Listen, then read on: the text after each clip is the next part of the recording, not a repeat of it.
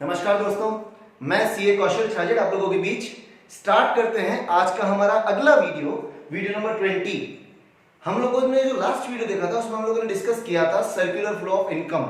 मैंने आपको बताया था वो बहुत इंपॉर्टेंट टॉपिक है। आप लोगों में से अगर किसी ने वो वीडियो नहीं देखा है तो आपको डिस्क्रिप्शन में उस वीडियो का लिंक मिल जाएगा, आप जाके वो वीडियो जरूर देखें। आज जो हम टॉपिक डिस्कस करने वाले हैं, टॉपिक हम लोगों ने कहीं ना कहीं पहले पढ़ा है, थोड़ा इजी टॉपिक है।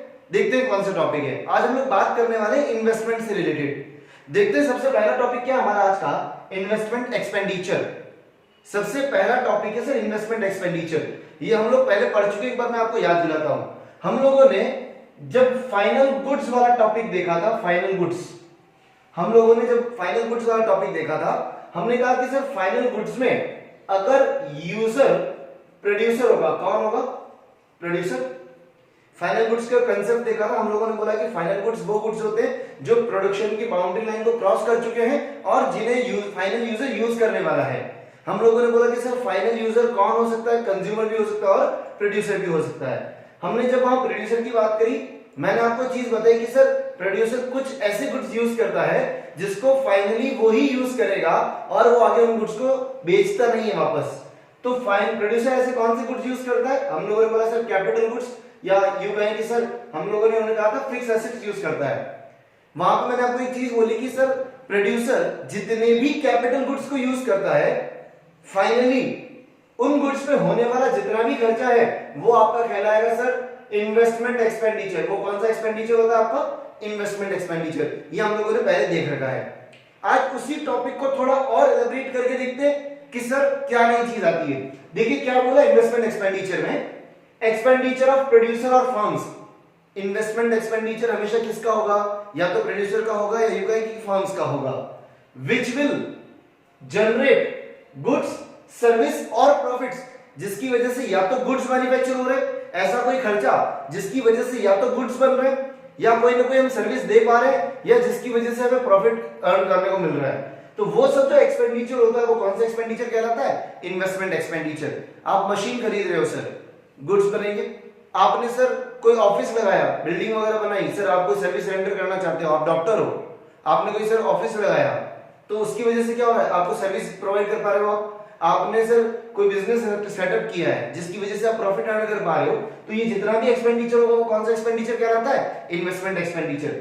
सर हमने अभी देखा कि इन्वेस्टमेंट एक्सपेंडिचर मतलब एक्सपेंडिचर ऑन कैपिटल गुड्स या फिक्स एसेट्स। जब इन्वेस्टमेंट एक्सपेंडिचर की बात आती है तो हम बोलते हैं कि सर कैपिटल गुड्स पे होने वाला खर्चा। तो इन्वेस्टमेंट एक्सपेंडिचर मतलब हो गया कि सर एक प्रोसेस हो गया कैपिटल फॉर्मेशन का, कैपिटल बढ़ाने का तरीका हो गया। देखो क्या लिखा, it is a process of capital formation. Capital मतलब हमारे यहाँ फिक्स्ड एसेट्स होगी, तो कैपिटल फॉर्मेशन मतलब फिक्स्ड एसेट्स को बढ़ाने का जो प्रोसेस है वो कौन सा कहलाएगा? Investment expenditure. आया समझ में? It is the process of capital formation, या ऐसा भी कह सकते हैं a process that increases stock of capital. एक ऐसा प्रोसेस जिसकी वजह से कैपिटल का स्टॉक बढ़ रहा है। कैपिटल मतलब फिक्स एसेट्स का स्टॉक बढ़ रहा है। आया समझ में?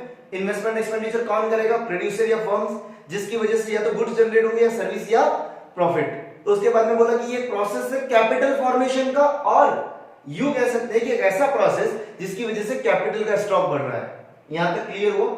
ठीक है। अब इन्वेस्टमेंट के साथ एक और टर्म जुड़ती है, ग्रॉस इन्वेस्टमेंट।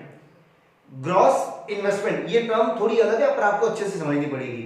ग्रॉस इन्वेस्टमेंट मतलब क्या हुआ? ग्रॉस इन्वेस्टमेंट मतलब हो गया कि किसी भी फर्म का वो एक्सपेंडिचर जो फिक्स एसेट पे हो रहा है, किसी भी फर्म का ऐसा खर्चा जो फिक्स एसेट पे हो रहा है, और सेकंड चीज जो उसके इन्वेंट्री के स्टॉक पे हो रहा है। इन्वेंट्री मतलब गुड्स की जो गुड्स का जो स्टॉक पड़ा है, उस जितना स्टॉक पड़ा हुआ है उस पे जो खर्चा है और फिक्स एसेट्स का जो खर्चा है, वो दोनों मिला दो आपको क्या बन जाएगा? Gross investment. देखो इन्वेस्टमेंट एक्सपेंडिचर एक अलग चीज है, हम बात कर रहे हैं ग्रॉस इन्वेस्टमेंट की। ग्रॉस कितना इन्वेस्टमेंट करा है बिजनेस ने। अगर हम थोड़ा सा प्रैक्टिकली सोचे, बिजनेस का मेन इन्वेस्टमेंट कहां होगा? सिर्फ फिक्स एसेट्स में होता है, और उसने जो भी सामान खरीद के रखा है वहां मेन उसका इन्वेस्टमेंट है। देखो अब जो ग्रॉस इन्वेस्टमेंट की बात आ रही है वो क्या है? Expenditure on purchase of fix asset. अगर आप नई दुकान लगाओगे ना तो क्या करोगे, पहली बात तो आप कुछ ना कुछ बिल्डिंग या प्रीमाइसेस कुछ ना कुछ लोगे या कुछ ना कुछ मशीन वगैरह लोगे, उस पर खर्चा होगा। सेकंड मेन आपका खर्चा किस पे होगा, आप कुछ गुड्स बनाना चाह रहे हो या कुछ गुड्स आपने परचेज किए सेल करने के लिए, तो गुड्स पे मेन खर्चा हुआ। और मेन खर्चा किस पे हुआ, इन्वेस्टमेंट्स पे, फिक्स एसेट्स पे। तो क्या बोला, expenditure on purchase of fix asset of producer during the year, fix assets पे जो खर्चा हुआ, और plus expenditure on inventory stock, किस पे एक्सपेंडिचर, इन्वेंट्री स्टॉक पे खर्चा हुआ। उन दोनों को ऐड कर दो, आपको क्या मिल जाएगा, ग्रॉस इन्वेस्टमेंट। ग्रॉस इन्वेस्टमेंट में दो चीजें, फिक्स एसेट्स पे होने वाला खर्चा और इन्वेंट्री स्टॉक का खर्चा, दोनों आपको प्लस करना है। आया समझ में, ठीक। नेट इन्वेस्टमेंट की बात करते हैं। नेट इन्वेस्टमेंट कैसे निकलेगा, बहुत इजी फॉर्मूला है। ग्रॉस आपने कितना इन्वेस्टमेंट किया, उसमें से डेप्रिसिएशन माइनस कर लो। फॉर एग्जांपल सर, ओपनिंग में आपके पास 1000 करोड़ की एसेट थी। कितने की एसेट थी, 1000 करोड़ की एसेट थी, हो सकती है आपने 1000 करोड़ की एसेट रखी। अब ड्यूरिंग द ईयर क्या हुआ कि सर आपने 1500 करोड़ की एसेट और खरीदी। कितने की एसेट और खरीदी, 1500 करोड़। इन्वेंट्री को गिन नहीं रहा हूं मैंने आपको बोला कि सर ओपनिंग में हमारे पास कितना था, एसेट कितने की थी, 1000 करोड़ की। आपने साल भर में और परचेज करी सर एसेट 1500 करोड़ की। ड्यूरिंग द ईयर डेप्रिसिएशन भी लगा। जिन लोगों को अकाउंट्स का नॉलेज है उन्हें डेप्रिसिएशन पता होगा, फिर भी मैं बता देता हूं। डेप्रिसिएशन मतलब होता है कि fall in value of fix assets, किसी भी फिक्स एसेट्स की वैल्यू में डिक्रीज होना, उसको हम बोलते हैं डेप्रिसिएशन। जब भी कभी भी एसेट्स की वैल्यू डिक्रीज हो जाती है तो उसको हम बोलते हैं डेप्रिसिएशन। इकोनॉमिक्स में थोड़ा सा टर्म अलग जाता है, वो हम लोग आगे देखेंगे। साल भर में मैंने 1500 की और खरीदी और पूरे साल भर में मेरी एसेट्स की कीमत में डेप्रिसिएशन आया, मान लीजिए 400 करोड़ का। कितने करोड़ का आया, 400 करोड़। 1000 करोड़ की पहले थी, 1500 करोड़ की खरीद ली और डेप्रिसिएशन लगा सर 400 करोड़ का। अगर मैं आपसे पूछूं कि ग्रॉस आपने कितना इन्वेस्ट किया इस साल में, सर हमने इन्वेस्ट 1500 किया, बट नेट आपकी इन्वेस्टमेंट में इंक्रीमेंट कितना हुआ, नेट आपकी एसेट्स कितनी बढ़ी, 1500 की तो हमने परचेज करी और 400 की कम हो गई, तो नेट इंक्रीमेंट कितना आया होगा, 1100 करोड़ का। कितने का आया, 1100 करोड़। तो नेट कैसे निकालते हैं, ग्रॉस माइनस डेप्रिसिएशन। आया सबको समझ में, क्लियर है। ग्रॉस कैसे आएगा, expenditure on fix assets plus expenditure on inventory stock. और नेट कैसे आएगा, ग्रॉस माइनस डेप्रिसिएशन। क्लियर हुआ। फटाफट अगर आप में से किसी को नोट डाउन करना है, एक बार पॉज करके फटाफट लिख लीजिए इसको।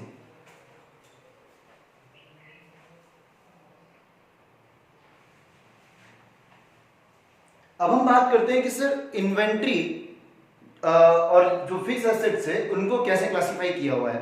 देखिए हमारा जो टोटल इन्वेस्टमेंट होता है, हम लोगों ने भी दो चीजें देखी, एक तो इन्वेस्टमेंट एक्सपेंडिचर, एक ग्रॉस इन्वेस्टमेंट।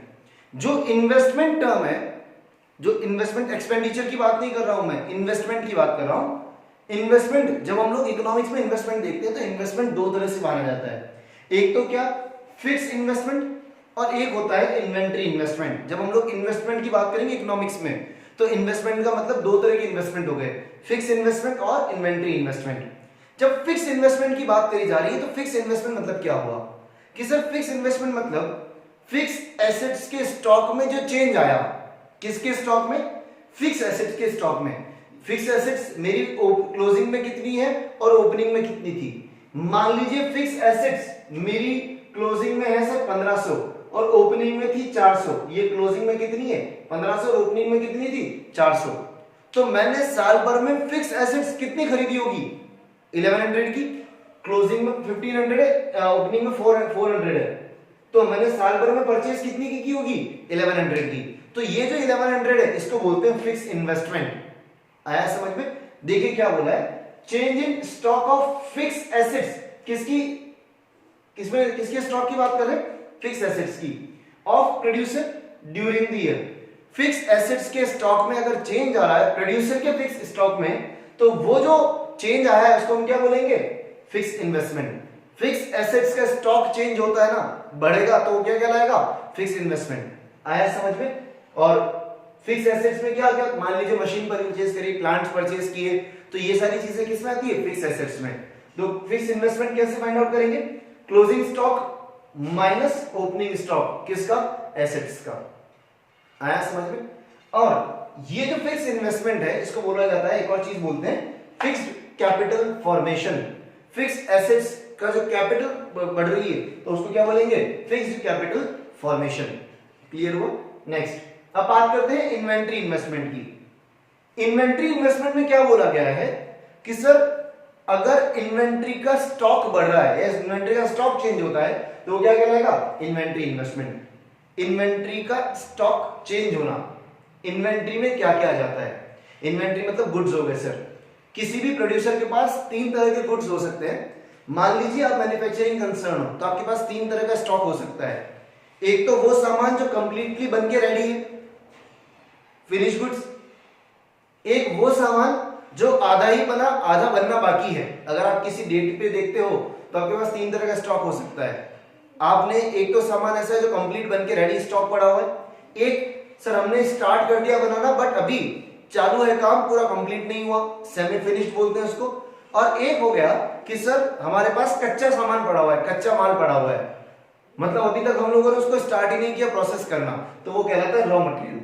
तो अगर इन तीनों के स्टॉक में अगर चेंज आता है तो वो क्या कहलाएगा? Inventory investment. गुड्स के स्टॉक में चेंज आना, इन्वेंट्री इन्वेस्टमेंट। देखो क्या बोला? Change in stock of inventory. Inventory तीन तरह की हो सकती है, finish goods, semi finish goods, raw material.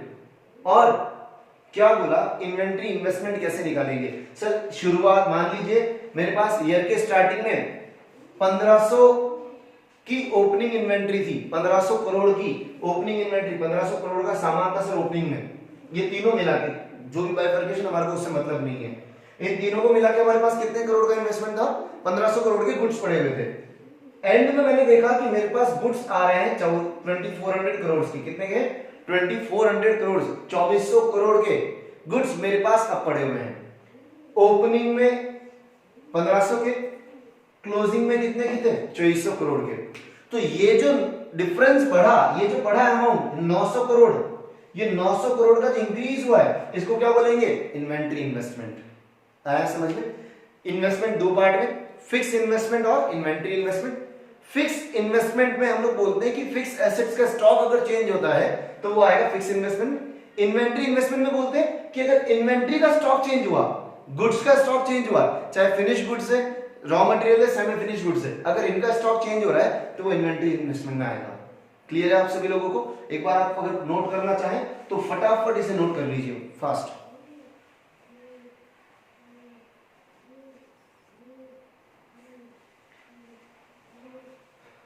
आया समझ में?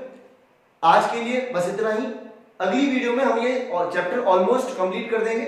लास्ट वीडियो बनेगी इस चैप्टर की जिसमें हम लोग कुछ डेप्रिसिएशन के बारे में समझेंगे, डिजायर्ड अनडिजायर्ड स्टॉक के बारे में पढ़ेंगे, डेप्रिसिएशन के और क्या क्या नेम्स होते हैं वो सब देखेंगे। तब तक के लिए have a good day, stay safe, stay at home, thank you and bye.